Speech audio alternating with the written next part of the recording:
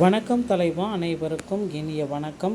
இன்றைக்கி நம்ம இந்த ஒரு வீடியோவில் எதை பற்றி பார்க்க போகிறோம் அப்படின்னு பார்த்தீங்கன்னா, கூட்டுறவு வங்கிகளில் இருக்கிற பயிர்க்கடன் தள்ளுபடி. கூட்டுறவு விவசாயிகளுக்கு ஒரு மெகா தள்ளுபடியை தமிழக அரசு அறிவிக்கிருக்காங்க. யாரெல்லாம் இந்த தள்ளுபடி பெறுவதற்கு தகுதியான நபர்கள்? ஸோ இந்த தகவலை பற்றி தான் நாம் பார்க்கலாம். இந்த தகவலானது தமிழக முதல்வர் விஜய் தலைமையில் விவசாய கடன் தள்ளுபடி தொடர்பாக வெளியாகியுள்ள புதிய அறிவிப்புகளை பற்றிய விவரங்களை இந்த வீடியோ விளக்குகிறது. ஏற்கனவே அறிவிக்கப்பட்டுள்ள பகுதி நேர தள்ளுபடி திட்டத்தில் விவசாயிகளுக்கு திருப்தி இல்லாததால் தற்பொழுது முழு கடன் தள்ளுபடி செய்வதற்கான புதிய பட்டியலை அரசு தயாரித்து வருவதாக கூறப்படுகிறது. குறிப்பாக 5 ஏக்கருக்கு குறைவாக நிலம் வைத்துள்ள சிறு மற்றும் குறு விவசாயிகள் பயிர்க்கடன்கள் முழுமையாக ரத்து செய்யப்பட வாய்ப்புகள் அதிகம்.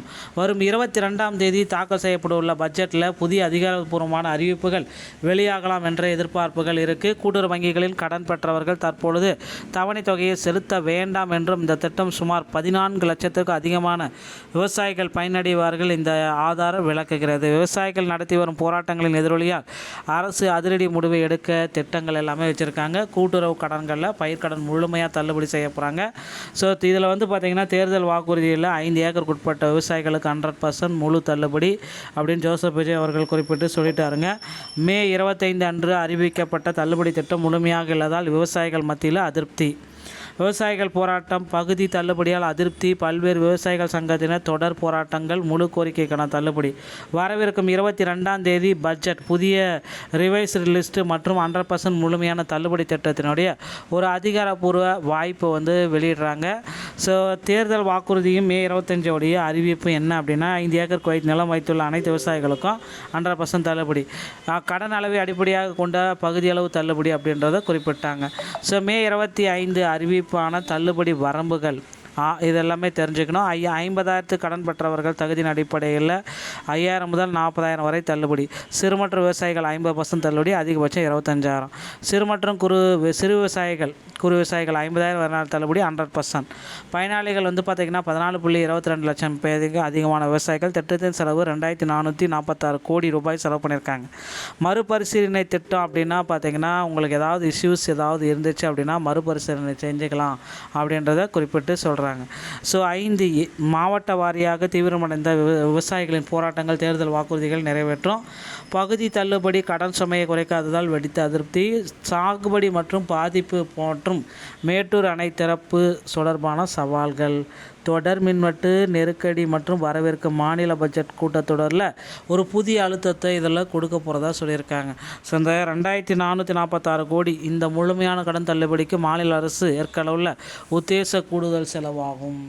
ஸோ அவசர வழிகாட்டுதல்கள் இஎம்ஐ அடிப்படையில் உங்களுக்கு நீங்கள் இந்த பணத்தை செலுத்தி கொள்ளலாம் அப்படின்றத குறிப்பிட்டு சொல்கிறாங்க.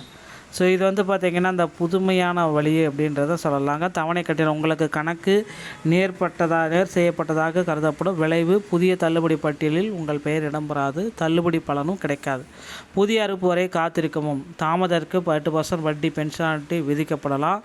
வங்கி அதிகாரிகள் அறிவுரை. வங்கி 8% அபாயம் இருந்தாலும் புதிய வட்டி பட்டியல் வெளியாகும் வரை 22ஆம் தேதி வரை தவணையை செலுத்துவதை தவிர்த்து விடலாம் அப்படின்னு சொல்கிறாங்க.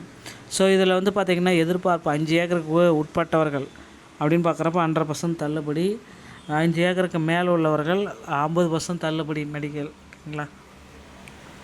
ஸோ இந்த மாதிரி தள்ளுபடியை கொடுக்கணும் அப்படின்றது கோரிக்கை வச்சுருக்கு. 22ஆம் தேதி பட்ஜெட்டில் எதிர்பார்க்கப்படும் ஒரு சில கோரிக்கைகள்.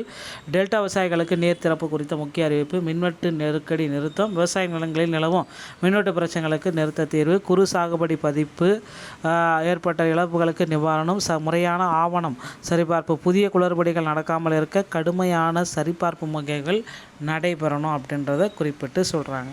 ஸோ சுருக்கமாக அடுத்த கட்டம் அப்படின்னா என்ன, அந்த அடுத்த கட்டத்துக்கு நம்ம என்ன சொல்லலாம் அப்படின்னு பார்த்திங்கன்னா, இந்த நிலுவைத் தொகையை நீ எப்போது செலுத்த வேண்டும் வங்கி அதிகாரிகள் அறிவித்திருக்காங்க. தற்பொழுது பயிர்க்கடனை தவணை கூட்டுறவு தவணைகளிலிருந்து செலுத்த வேண்டாம் என அதிகாரிகள் அறிவித்திருக்காங்க. கடன் முடக்கு எச்சரிக்கை. நீங்கள் இப்போது தவணையை செலுத்திவிட்டால் உங்கள் வங்கி கணக்கு இல்லைன்னா உங்களுடைய ஸ்கீம் எலிஜிபிலிட்டி கணக்கு முடக்கப்படும். பெயர் வந்தாலும் தள்ளுபடி கிடைக்காது. ஸோ 22ஆம் தேதி வெளியாகும் மறுபட்டியலுக்காக காத்திருக்கணும் அப்படின்றத குறிப்பிட்டு சொல்கிறாங்க. வங்கி அதிகாரிகள் அறிவுறுத்தலின்படி தற்பொழுது கடன் செலுத்துவதை தவிர்க்கவும், உங்கள் நிலத்தின் உண்மையான அளவை நிர்வகிக்க முறையான பட்டா சட்டத்தை தயார் நிலையில் வச்சுக்கலாம்.